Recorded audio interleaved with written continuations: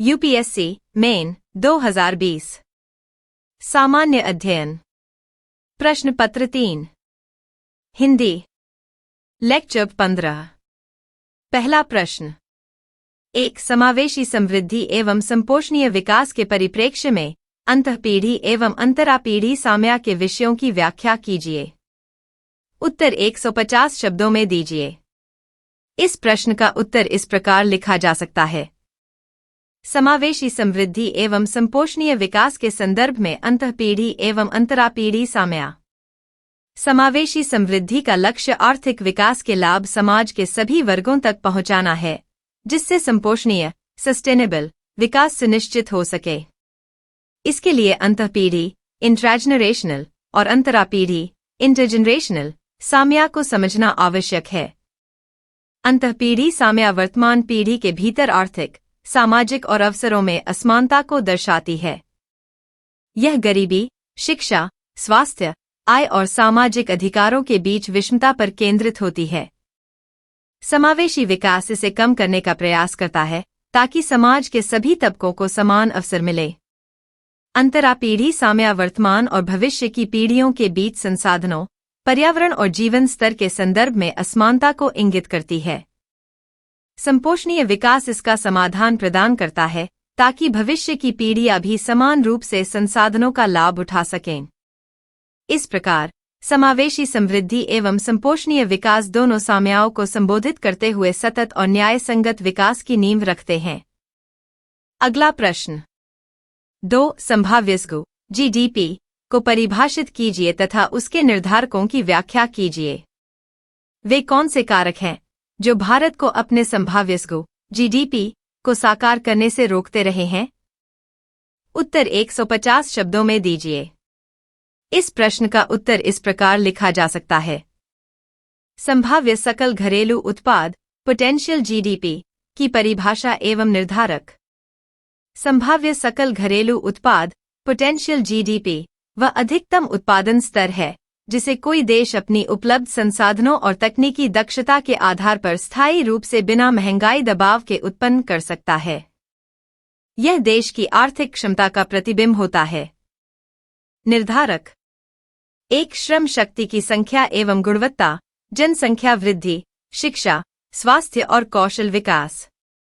2 पूंजी निवेश, बुनियादी ढांचे, औद्योगिक और तकनीकी निवेश। 3 तकनीकी प्रगति, नवाचार और उत्पादकता में सुधार। 4 संसाधनों की उपलब्धता, प्राकृतिक संसाधन, ऊर्जा और पर्यावरणीय स्थिरता। 5 संस्थानिक और नीतिगत वातावरण, आर्थिक स्थिरता, शासन व्यवस्था, नीतियों की प्रभावशीलता। भारत में संभाव्य जीडीपी को साकार करने में बाधाएं। अविकसित बुनियादी ढांचा और निवेश की कमी, श्रम बाजार की जटिलताएं और कौशल का अभाव, तकनीकी प्रगति की धीमी गति, संस्थागत भ्रष्टाचार और नीतिगत अस्थिरता, सामाजिक असमानताएं और गरीबी। इन कारकों ने भारत की आर्थिक क्षमता को पूरी तरह विकसित होने से रोका है।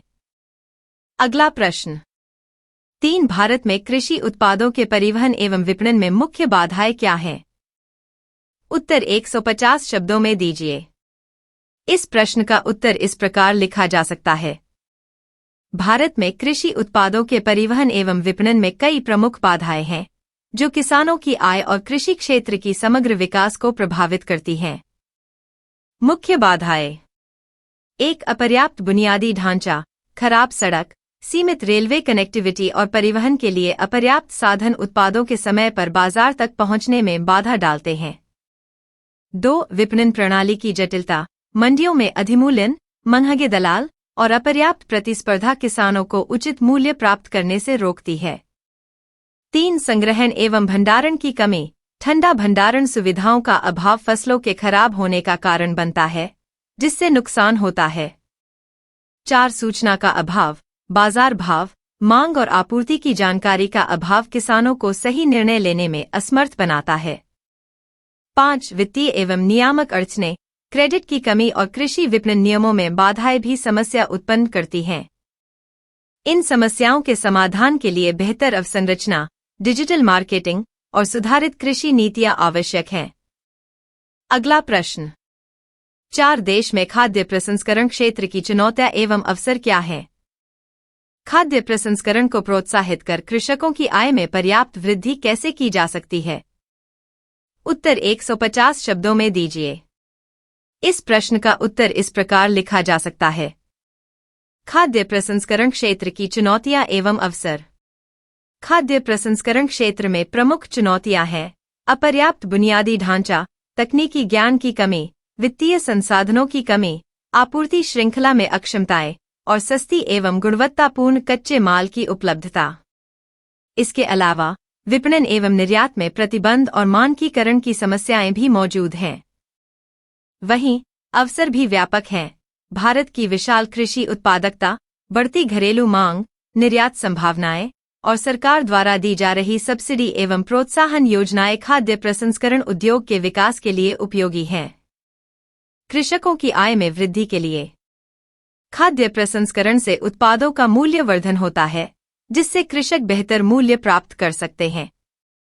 प्रसंस्करण उद्योग ग्रामीण रोजगार सृजन करता है और फसल के बाद के नुकसान को कम करता है। सरकार को चाहिए कि वे छोटे किसानों को तकनीकी सहायता, वित्तीय सहायता एवं मार्केटिंग में समर्थन दें। इससे कृषकों की आय में स्थायी वृद्धि संभव हो सकेगी। अगला प्रश्न 5 नैनोटेक्नोलॉजी से आप क्या समझते हैं और यह स्वास्थ्य क्षेत्र में कैसे मदद कर रहा है? उत्तर 150 शब्दों में दीजिए। इस प्रश्न का उत्तर इस प्रकार लिखा जा सकता है। नैनोटेक्नोलॉजी की परिभाषा एवं स्वास्थ्य क्षेत्र में योगदान। नैनोटेक्नोलॉजी विज्ञान की वह शाखा है जो अणु और परमाणु स्तर पर पदार्थों को नियंत्रित और निर्मित करने का अध्ययन करती है। इसमें 1 से 100 नैनोमीटर के आकार के कणों का उपयोग होता है, जो उनके अद्भुत भौतिक, रासायनिक और जैविक गुणों के कारण चिकित्सा क्षेत्र में क्रांतिकारी बदलाव ला रहे हैं। स्वास्थ्य क्षेत्र में मदद। रोग निदान। नैनोपार्टिकल्स का उपयोग संवेदनशील बायोसेंसर बनाने में होता है, जिससे बीमारियों का जल्दी और सटीक पता चलता है। दवा वितरण। नैनोटेक्नोलॉजी द्वारा दवाओं को सीधे प्रभावित अंग तक पहुंचाना संभव होता है, जिससे दवा का प्रभाव बढ़ता है और साइड इफेक्ट्स कम होते हैं। कैंसर उपचार। नैनोपार्टिकल्स का उपयोग टारगेटेड थेरेपी में किया जाता है, जिससे कैंसर कोशिकाओं को निशाना बनाकर बेहतर इलाज होता है। टीके और जैव संवर्धन। नैनोकणों की मदद से टीकों की प्रभावशीलता और स्थिरता बढ़ती है। इस प्रकार नैनोटेक्नोलॉजी स्वास्थ्य क्षेत्र में बेहतर निदान, उपचार और रोग नियंत्रण में महत्वपूर्ण भूमिका निभा रही है। अगर यह वीडियो पसंद आया हो तो लाइक, सब्सक्राइब और शेयर जरूर करें। तो आइए देखने हैं अगला प्रश्न। 6 विज्ञान हमारे जीवन में गहराई तक कैसे गुथा हुआ है? विज्ञान आधारित प्रौद्योगिकियों द्वारा कृषि में उत्पन्न हुए महत्वपूर्ण परिवर्तन क्या हैं? उत्तर 150 शब्दों में दीजिए। इस प्रश्न का उत्तर इस प्रकार लिखा जा सकता है। विज्ञान का हमारे जीवन में गहन प्रभाव एवं कृषि में विज्ञान आधारित प्रौद्योगिकियों के परिवर्तन। विज्ञान हमारे जीवन का अभिन्न हिस्सा बन चुका है। यह स्वास्थ्य, शिक्षा, संचार, ऊर्जा, परिवहन सहित सभी क्षेत्रों में सुधार और नवाचार लाता है। हमारी सोच, कार्यशैली और जीवन शैली को विज्ञान ने पूरी तरह बदल दिया है, जिससे जीवन सरल, सुरक्षित और अधिक उत्पादक हुआ है। कृषि में विज्ञान आधारित प्रौद्योगिकियों द्वारा हुए परिवर्तन। बीजों का सुधार, हाई यील्ड वेराइटी HYV और जीन संपादित बीजों ने पैदावार बढ़ाई। सिंचाई तकनीक, ड्रिप और स्प्रिंकलर सिंचाई ने जल संरक्षण सुनिश्चित किया। कीट नियंत्रण, जैविक और रासायनिक नियंत्रण तकनीकों से फसल सुरक्षा बेहतर हुई। मशीनरी उपयोग, ट्रैक्टर, हार्वेस्टर जैसे उपकरणों ने श्रम और समय की बचत की। सूचना प्रौद्योगिकी, मोबाइल ऐप्स और इंटरनेट ने किसानों को बाजार और मौसम की जानकारी उपलब्ध कराई। इन तकनीकों ने कृषि उत्पादन बढ़ाने, लागत घटाने और किसानों की आय सुधारने में महत्वपूर्ण भूमिका निभाई है। अगला प्रश्न 7 पर्यावरण प्रभाव आकलन EI। ए अधिसूचना 2020 प्रारूप मौजूदा EI। ए अधिसूचना 2006 से कैसे भिन्न है? उत्तर 150 शब्दों में दीजिए। इस प्रश्न का उत्तर इस प्रकार लिखा जा सकता है। पर्यावरण प्रभाव आकलन EI। ए अधिसूचना 2020 और 2006 के बीच मुख्य भिन्नताएं। EI ए अधिसूचना 2006 पर्यावरणीय मंजूरी के लिए विस्तृत प्रक्रियाएं निर्धारित करती थी, जिसमें परियोजनाओं के पर्यावरणीय प्रभावों का मूल्यांकन अनिवार्य था। इसमें सार्वजनिक भागीदारी सीमित और नियामकीय प्रक्रियाएं अधिक कठोर थीं। वहीं EI ए अधिसूचना 2020 में प्रक्रिया को सरल और लचीला बनाया गया है। इसमें परियोजनाओं को 3 श्रेणियों में बांटा गया है, श्रेणी A, श्रेणी B1 और श्रेणी B2, जिससे कम जोखिम वाली परियोजनाओं के लिए पर्यावरण मंजूरी की प्रक्रिया आसान हो गई है। इस अधिसूचना ने अनावश्यक देरी और बोझ कम करने के लिए स्वनिर्णय और ऑनलाइन आवेदन को बढ़ावा दिया है। साथ ही परियोजनाओं के पर्यावरणीय प्रबंधन और निगरानी पर अधिक जोर दिया गया है। परिणामस्वरूप 2020 का प्रारूप उद्योगों के लिए पारदर्शिता, जवाबदेही और त्वरित निर्णय सुनिश्चित करता है, जबकि पर्यावरण संरक्षण का संतुलन बनाए रखता है। अगला प्रश्न 8 जल संरक्षण एवं जल सुरक्षा हेतु भारत सरकार द्वारा प्रवर्तित जल शक्ति अभियान की प्रमुख विशेषताएं क्या हैं? उत्तर 150 शब्दों में दीजिए। इस प्रश्न का उत्तर इस प्रकार लिखा जा सकता है। जल शक्ति अभियान की प्रमुख विशेषताएं। भारत सरकार द्वारा जल संरक्षण और जल सुरक्षा हेतु प्रारंभ किया गया जल शक्ति अभियान एक समयबद्ध मिशन है, जिसका उद्देश्य जल संकट से निपटना और जल संसाधनों का सतत प्रबंधन सुनिश्चित करना है। इस अभियान की प्रमुख विशेषताएं निम्नलिखित हैं। एक समग्र दृष्टिकोण। पानी की उपलब्धता बढ़ाने के लिए एक समग्र दृष्टिकोण अपनाया गया है, जिसमें वर्षा जल संचयन, पारंपरिक जल स्रोतों का पुनर्निर्माण, जल पुनर्चार्ज और जल पुनः उपयोग शामिल हैं। 5 प्रमुख हस्तक्षेप क्षेत्र। वर्षा जल संचयन और जल संरक्षण। पारंपरिक जल निकायों और तालाबों का पुनर्निर्माण। जल पुनः उपयोग और जल पुनर्चार्ज संरचनाओं का निर्माण। जलग्रहण क्षेत्र का विकास। वृक्षारोपण और वनावरण। 3 समुदाय आधारित भागीदारी। अभियान को जन आंदोलन के रूप में चलाया गया है, जिसमें नागरिकों, स्वयंसेवी संगठनों और स्थानीय निकायों की सक्रिय भागीदारी सुनिश्चित की गई है। 4 डिजिटल और वैज्ञानिक दृष्टिकोण। जल निकायों का जियोटैगिंग और GIS तकनीक के माध्यम से डेटा संग्रहण किया गया है, जिससे जल संरक्षण योजनाओं का वैज्ञानिक रूप से निर्माण संभव हुआ है। 5 जल शक्ति केंद्रों की स्थापना। प्रत्येक जिले में जल शक्ति केंद्र स्थापित किए गए हैं, जो जल संरक्षण तकनीकों के प्रचार प्रसार और प्रशिक्षण का कार्य करते हैं। इस अभियान के माध्यम से जल संकट की समस्या को प्रभावी ढंग से संबोधित किया जा रहा है और जल संसाधनों का सतत प्रबंधन सुनिश्चित किया जा रहा है। अगला प्रश्न 9 साइबर अपराध के विभिन्न प्रकारों और इस खतरे से लड़ने के आवश्यक उपायों की विवेचना कीजिए। उत्तर 150 शब्दों में दीजिए। इस प्रश्न का उत्तर इस प्रकार लिखा जा सकता है। साइबर अपराध के प्रकार और उनसे लड़ने के उपाय।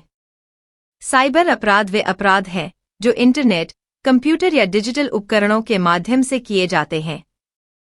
इसके प्रमुख प्रकार हैं हैकिंग, अनधिकृत प्रवेश, फिशिंग, धोखाधड़ी से जानकारी प्राप्त करना, मेलवेयर आक्रमण, साइबर धमकी और बदमाशी, डिजिटल पहचान की चोरी और ऑनलाइन वित्तीय धोखाधड़ी। इस खतरे से लड़ने के लिए आवश्यक है एक सशक्त कानूनी व्यवस्था, साइबर अपराधों के लिए कड़े कानून और त्वरित न्यायिक प्रक्रिया। 2 साइबर सुरक्षा जागरूकता, आम जनता को साइबर खतरे और सुरक्षा उपायों की जानकारी देना। 3 तकनीकी उपकरणों का विकास, फायरवॉल, एंटीवायरस, एन्क्रिप्शन जैसी सुरक्षा तकनीकों का उपयोग। 4 सुरक्षित व्यवहार, मजबूत पासवर्ड, संदिग्ध लिंक न खोलना और नियमित सॉफ्टवेयर अपडेट। 5 सरकारी एवं निजी साझेदारी, साइबर सुरक्षा के लिए समन्वित प्रयास और विशेषज्ञता का उपयोग। इन कदमों से साइबर अपराध के खतरे को कम किया जा सकता है और डिजिटल दुनिया को सुरक्षित बनाया जा सकता है। अगला प्रश्न 10. प्रभावी सीमावर्ती क्षेत्र प्रबंध हेतु हिंसावादियों को स्थानीय समर्थन से वंचित करने के आवश्यक उपायों की विवेचना कीजिए और स्थानीय लोगों में अनुकूल धारणा प्रबंधन के तरीके भी सुझाइए। उत्तर 150 शब्दों में दीजिए। इस प्रश्न का उत्तर इस प्रकार लिखा जा सकता है। प्रभावी सीमावर्ती क्षेत्र प्रबंधन और हिंसावादियों को स्थानीय समर्थन से वंचित करने के उपाय। सीमावर्ती क्षेत्रों में हिंसावाद को रोकने के लिए सबसे महत्वपूर्ण है हिंसावादियों को स्थानीय जनता के समर्थन से वंचित करना। इसके लिए आवश्यक उपाय हैं। 1. सामाजिक समावेशन। स्थानीय समुदाय की समस्याओं और आकांक्षाओं को समझकर उन्हें विकास योजनाओं में शामिल करना। इससे वे हिंसावादियों के प्रचार से दूर रहते हैं। 2. आर्थिक अवसर सृजन। सीमावर्ती क्षेत्रों में रोजगार, शिक्षा और बुनियादी सुविधाओं को बढ़ावा देकर युवाओं को आतंकी संगठनों की ओर आकर्षित होने से रोका जा सकता है। 3. सशक्त जन भागीदारी। स्थानीय जनता को सुरक्षा प्रबंधन में शामिल करना, जिससे वे अपने क्षेत्र की सुरक्षा में सक्रिय भूमिका निभाएं। 4. संचार और संवाद। नियमित संवाद कार्यक्रम और सांस्कृतिक मेलजोल से स्थानीय लोगों में सुरक्षा बलों के प्रति विश्वास बढ़ाना। 5. सूचना तंत्र मजबूत करना। स्थानीय लोगों को हिंसावादियों की गतिविधियों की जानकारी देने के लिए प्रोत्साहित करना। इन उपायों से स्थानीय लोगों में सकारात्मक धारणा बनती है और हिंसावादियों के लिए समर्थन जुटाना कठिन हो जाता है, जिससे सीमावर्ती क्षेत्र का प्रबंधन प्रभावी होता है। अगला प्रश्न 11. एक अर्थव्यवस्था में पूंजी निर्माण के रूप में विनियोग के अर्थ की व्याख्या कीजिए। उन कारकों की विवेचना कीजिए जिन पर एक सार्वजनिक एवं एक निजी निकाय के मध्य रियायत अनुबंध कॉन्सेशन एग्रीमेंट तैयार करते समय विचार किया जाना चाहिए। उत्तर 250 शब्दों में दीजिए। इस प्रश्न का उत्तर इस प्रकार लिखा जा सकता है।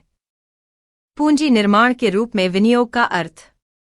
विनियोग, इन्वेस्टमेंट का अर्थ है संसाधनों को भविष्य में लाभ प्राप्ति के उद्देश्य से किसी परियोजना, उद्योग या संपत्ति में लगाना। पूंजी निर्माण के संदर्भ में विनियोग का मतलब है आर्थिक संसाधनों को ऐसे क्षेत्रों में निवेश करना जो उत्पादन क्षमता बढ़ाए, रोजगार सृजित करें और दीर्घकालीन विकास सुनिश्चित करें। यह आर्थिक वृद्धि का मूल आधार होता है, क्योंकि विनियोग से उत्पादन के नए साधन तैयार होते हैं और अर्थव्यवस्था के संसाधन अधिक कुशलता से उपयोग में आते हैं। रियायत अनुबंध कॉन्सेशन एग्रीमेंट तैयार करते समय विचारणीय कारक। जब एक सार्वजनिक निकाय, सरकार और निजी निकाय, कंपनी के बीच रियायत अनुबंध तैयार किया जाता है, तो निम्न कारकों पर विशेष ध्यान देना आवश्यक है। 1. जोखिम एवं लाभ विभाजन। अनुबंध में दोनों पक्षों के बीच निवेश, संचालन और वित्तीय जोखिमों का स्पष्ट वितरण होना चाहिए। इससे विवाद की संभावना कम होती है। 2. आर्थिक व्यवहार्यता। परियोजना की वित्तीय स्थिरता और लाभप्रदता का मूल्यांकन करना आवश्यक है ताकि दोनों पक्षों को उचित लाभ मिल सके। 3. अवधि एवं समाप्ति शर्तें। अनुबंध की अवधि, नवीनीकरण की शर्तें और समय से पहले समाप्ति के प्रावधान स्पष्ट होने चाहिए। 4. नियंत्रण एवं प्रबंधन। किस पक्ष को किस हद तक प्रबंधन एवं संचालन का अधिकार होगा, इसे स्पष्ट करना जरूरी है।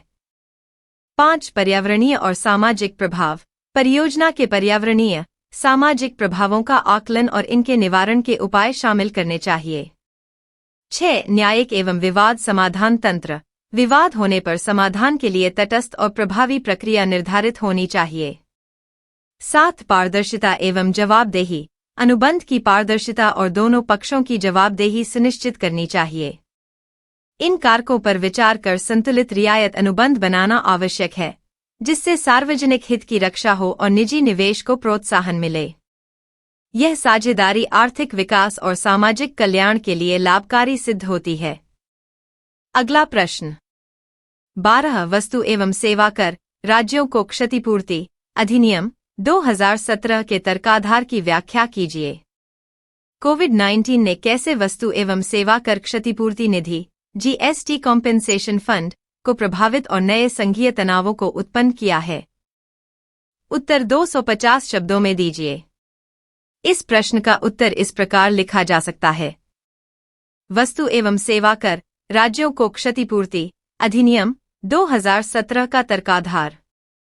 वस्तु एवं सेवा कर (जीएसटी) के लागू होने से राज्यों की राजस्व प्रणाली में बड़ा बदलाव आया, क्योंकि अब अधिकांश वस्तुओं और सेवाओं पर कर केंद्र सरकार के माध्यम से एकीकृत रूप में लगते हैं। इससे राज्यों को अपनी पारंपरिक कराधान स्वतंत्रता में कमी आई और जीएसटी के कारण उनके कर राजस्व में अनिश्चितता उत्पन्न हुई। 2017 के अधिनियम का उद्देश्य राज्यों को इस कर व्यवस्था में हुए संभावित राजस्व हानि की पूर्ति करना था। अधिनियम के तहत केंद्र सरकार ने राज्यों को 3 वर्षों के लिए 2017 से 2020 जीएसटी क्षतिपूर्ति निधि के माध्यम से राजस्व घाटे की भरपाई का वचन दिया। यह निधि केंद्र द्वारा लिए गए केंद्रीय उत्पाद शुल्क, सेवा कर और कस्टम ड्यूटी से प्राप्त संसाधनों के हिस्से से बनती है, जिससे राज्यों को वित्तीय स्थिरता मिलती है और संघीय संतुलन बना रहता है। कोविड-19 का प्रभाव और नए संघीय तनाव। कोविड-19 महामारी के दौरान आर्थिक गतिविधियां ठप हो गईं, जिससे जीएसटी संग्रह में भारी गिरावट आई। इस स्थिति में राज्यों को जीएसटी क्षतिपूर्ति निधि से मिलने वाली राशि में कटौती करना पड़ा, क्योंकि केंद्र के संसाधन सीमित हो गए। महामारी के कारण राज्यों को स्वास्थ्य सेवाओं और सामाजिक सुरक्षा पर अधिक खर्च करना पड़ा, परंतु क्षतिपूर्ति निधि में कमी से वित्तीय दबाव बढ़ गया। इसके परिणामस्वरूप कई राज्यों ने केंद्र की नीति और निधि उपलब्धता पर असंतोष जताया, जो संघीयता के नए तनाव उत्पन्न करने लगा।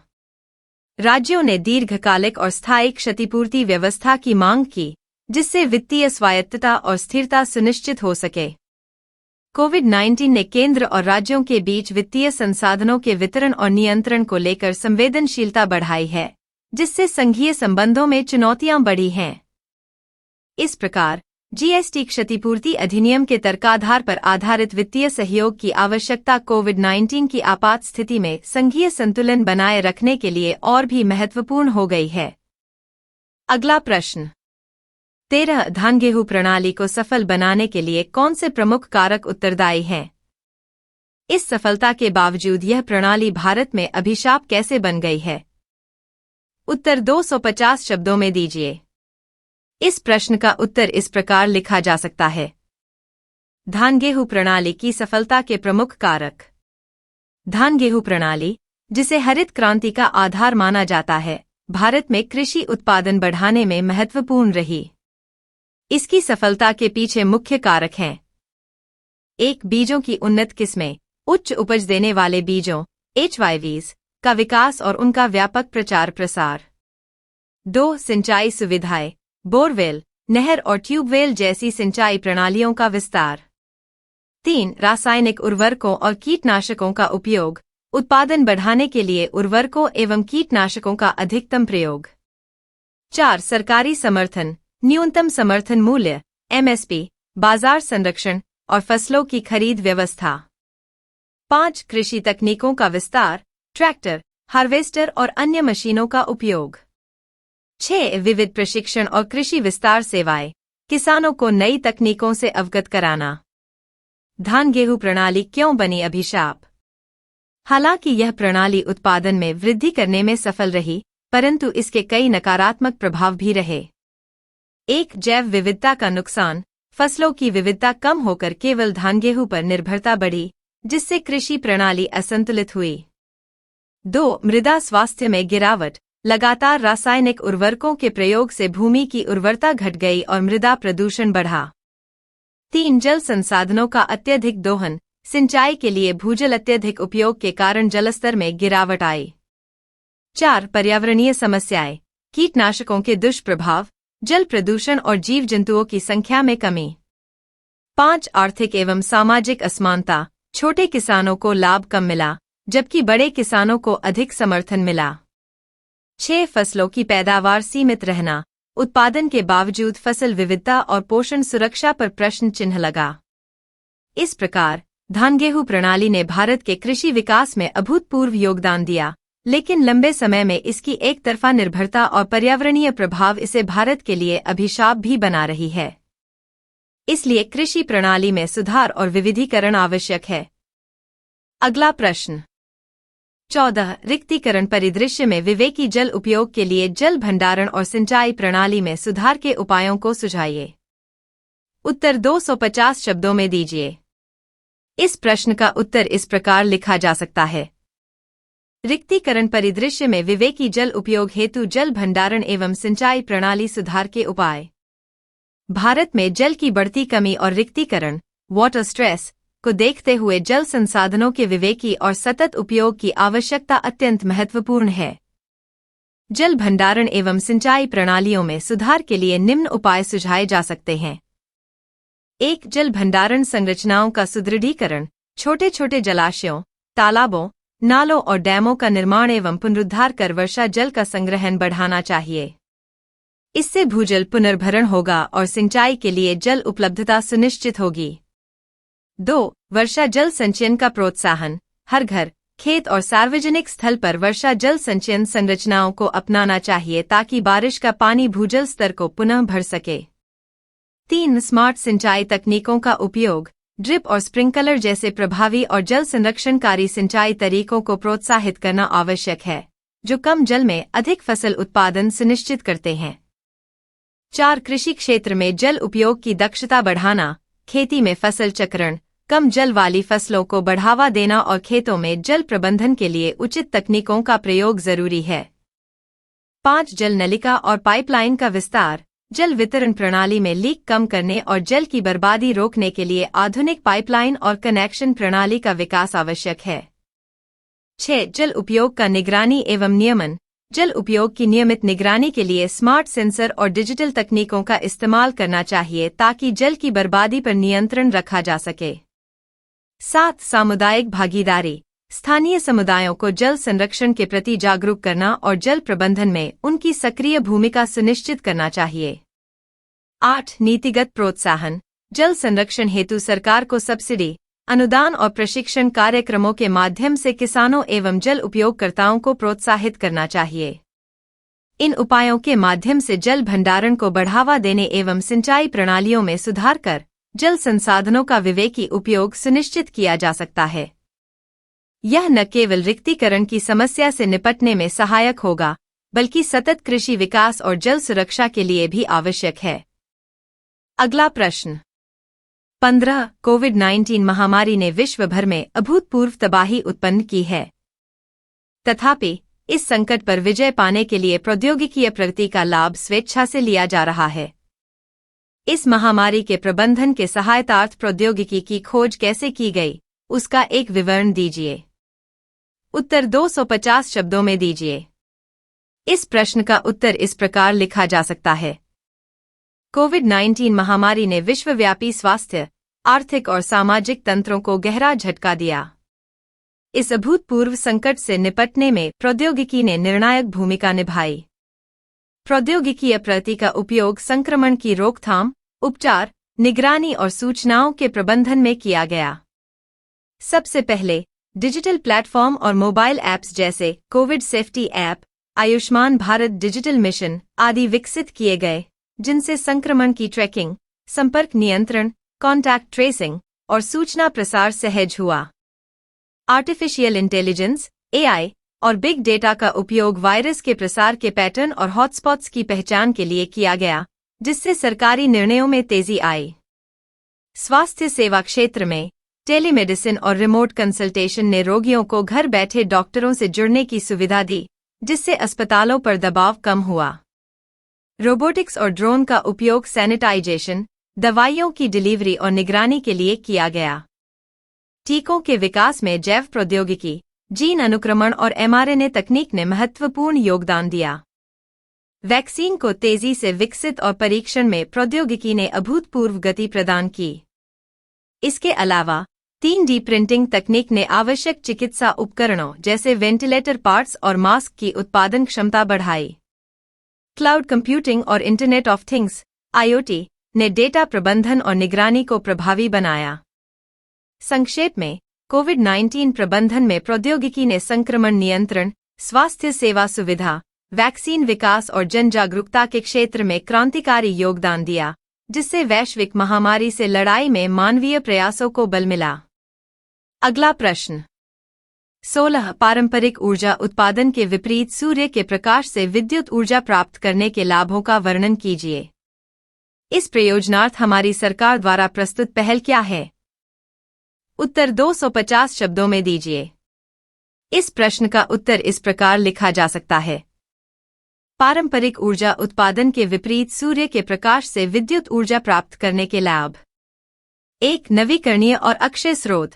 सूर्य की ऊर्जा अनंत है, जबकि पारंपरिक ऊर्जा स्रोत जैसे कोयला और पेट्रोलियम सीमित हैं और समाप्त हो सकते हैं।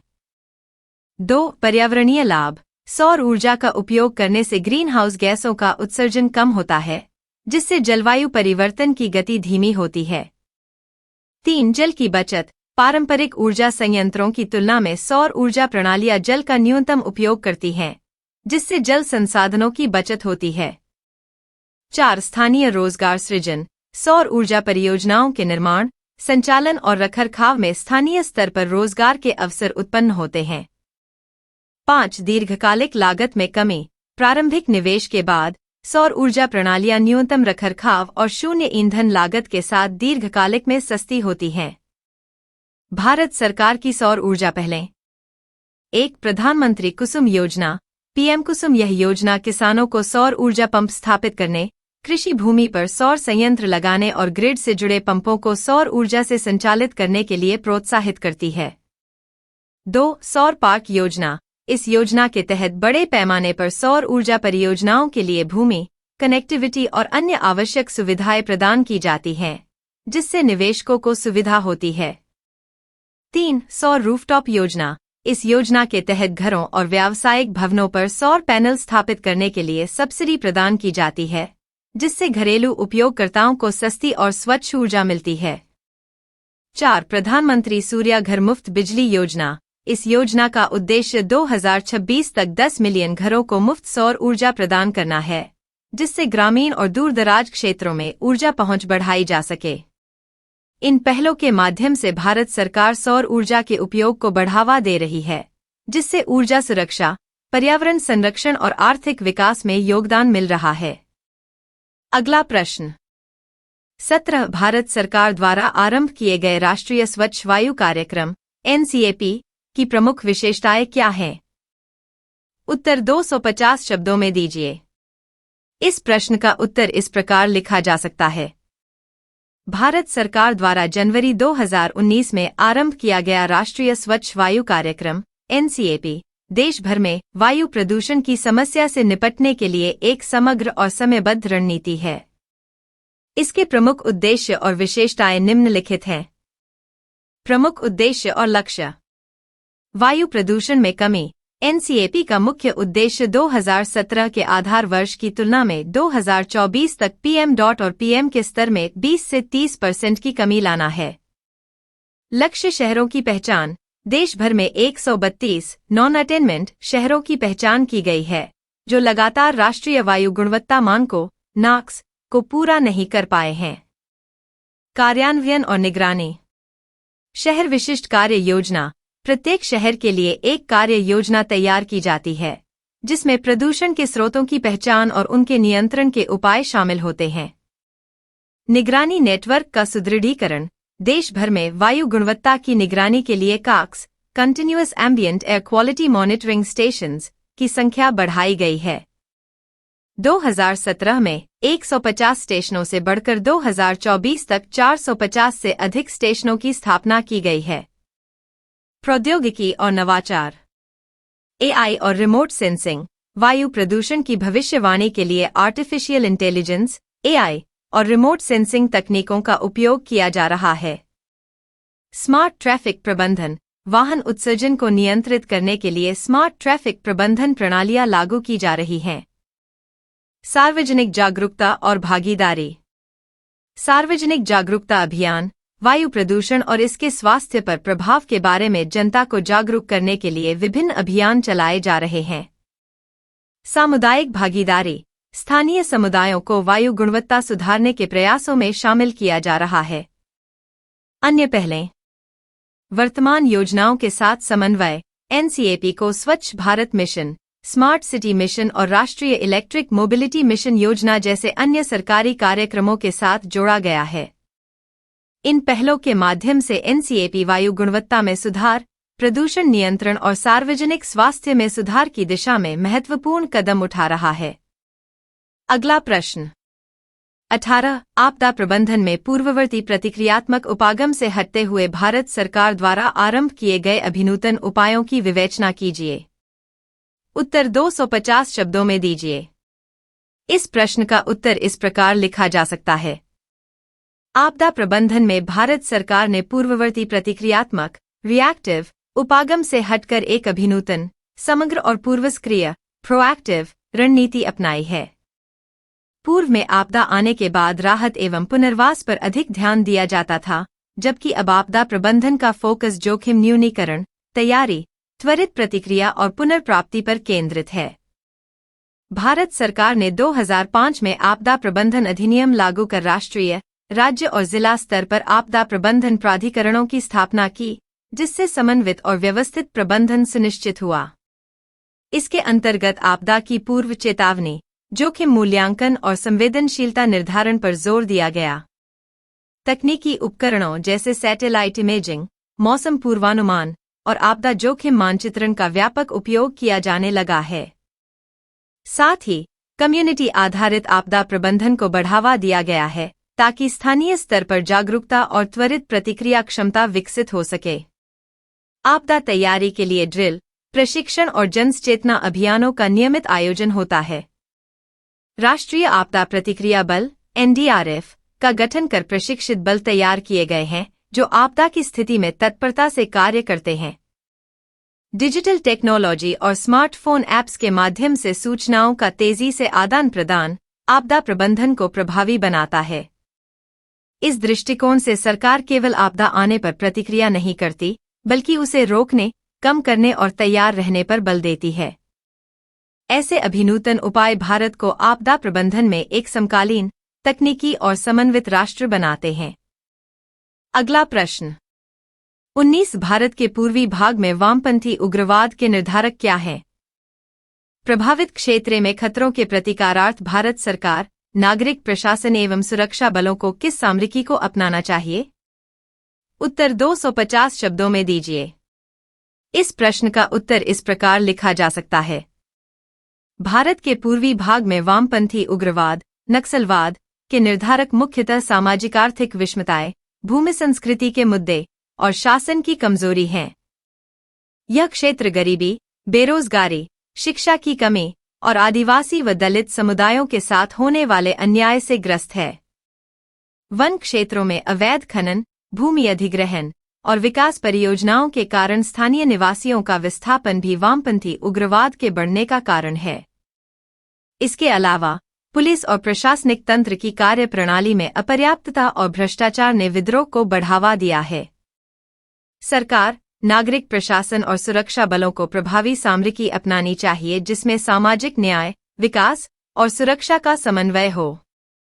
प्रथम, शासन में पारदर्शिता और जवाबदेही बढ़ाकर स्थानीय जनता के विश्वास को पुनः स्थापित करना आवश्यक है। द्वितीय, बुनियादी सुविधाओं जैसे शिक्षा, स्वास्थ्य, सड़क और रोजगार के अवसर सुनिश्चित कर आर्थिक असमानताओं को कम करना चाहिए। तीसरा, सुरक्षा बलों को संवेदनशील प्रशिक्षण देकर जनहित के प्रति जागरूक बनाना और स्थानीय लोगों के सहयोग से सुरक्षा व्यवस्था को मजबूत करना चाहिए। इसके अतिरिक्त बेहतर इंटेलिजेंस, कमांडो ऑपरेशंस और तकनीकी निगरानी से उग्रवादियों पर प्रभावी कार्रवाई की जानी चाहिए। पुनर्वास योजनाओं के माध्यम से विस्थापितों को समर्थन देना तथा संवाद के द्वार खोलना भी महत्वपूर्ण है। इस समन्वित दृष्टिकोण से ही पूर्वी भारत में वामपंथी उग्रवाद के खतरों का स्थायी समाधान संभव है। अगला प्रश्न। 20 आंतरिक सुरक्षा खतरों तथा नियंत्रण रेखा सहित म्यांमार, बांग्लादेश और पाकिस्तान सीमाओं पर सीमा पार अपराधों का विश्लेषण कीजिए। विभिन्न सुरक्षा बलों द्वारा इस संदर्भ में निभाई गई भूमिका की विवेचना भी कीजिए। उत्तर 250 शब्दों में दीजिए। इस प्रश्न का उत्तर इस प्रकार लिखा जा सकता है। भारत की आंतरिक सुरक्षा के लिए सीमाएं अत्यंत संवेदनशील हैं, विशेषकर म्यांमार, बांग्लादेश और पाकिस्तान से लगने वाली सीमाएं।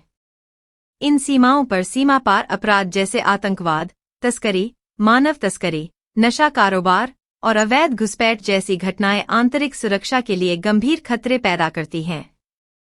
म्यांमार सीमा क्षेत्र में नक्सली और उग्रवादी समूहों की गतिविधियां बढ़ रही हैं, जबकि बांग्लादेश सीमा पर मानव तस्करी, नकली दस्तावेज और मादक पदार्थों की तस्करी प्रमुख समस्या है। पाकिस्तान सीमा पर आतंकवाद और शस्त्र तस्करी की घटनाएं नियंत्रण रेखा के आसपास तनाव का कारण बनती हैं। भारत सरकार ने इन सीमाओं की सुरक्षा के लिए विभिन्न सुरक्षा बलों को तैनात किया है। म्यांमार सीमा पर असम राइफल्स और अन्य केंद्रीय सशस्त्र पुलिस बल सक्रिय हैं, जो नक्सली गतिविधियों पर कड़ी नजर रखते हैं। बांग्लादेश सीमा पर सीमा सुरक्षा बल (BSF) की भूमिका प्रमुख है, जो अवैध घुसपैठ और तस्करी को रोकने के लिए चौकस निगरानी करता है। पाकिस्तान सीमा पर भी BSF एवं भारतीय सेना की संयुक्त कार्रवाई होती है, खासकर नियंत्रण रेखा पर, जहां आतंकवादी गतिविधियों की रोकथाम और नियंत्रण के लिए कड़ी सुरक्षा व्यवस्था लागू है। इसके अतिरिक्त राष्ट्रीय जांच एजेंसी (NIA) एवं स्थानीय पुलिस भी सीमा पार अपराधों की जांच और त्वरित कार्रवाई में सक्रिय हैं। आधुनिक तकनीकी साधनों जैसे ड्रोन, सैटेलाइट इमेजिंग और सीमांत निगरानी प्रणाली का उपयोग बढ़ाकर सुरक्षा को और प्रभावी बनाया जा रहा है। समन्वित प्रयासों से सीमा पार अपराधों को नियंत्रित करना संभव हो पा रहा है, जिससे देश की आंतरिक सुरक्षा मजबूत होती है।